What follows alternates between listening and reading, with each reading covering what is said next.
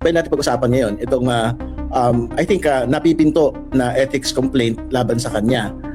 Gustong-gusto kong i-ethics nila ako para may oportunidad ako na ilabas lahat ng mga alam ko tungkol sa mga gawain sa Kongreso.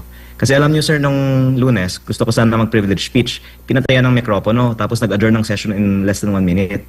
Kaya mabuti po i-ethics nila ako para pwede akong magpahayag ng pahayag na lang sa Kongreso. And ayun na nga, I think very important na linawin sa mga kababayan po natin na ibang bagay yung document itself. Pero ibang bagay rin po yung pong paraan ng pagkuha po ng mga dokumento. Kasi siyempre, ang nakikita ko talaga natin dito, parang wala talagang authority si Congressman Leviste na kunin po yung files mula kay yumaong DPWH Undersecretary Catalina Cabral. Kailangan natin linawin.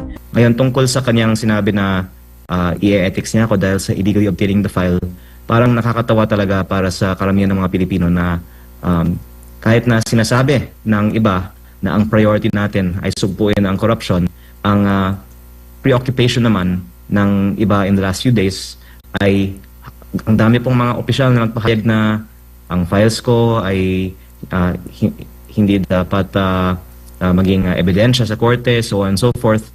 Parang pinapakita nila na ayaw nila talagang sugpuin ang corruption. Gusto lang nilang i-control ang investigation.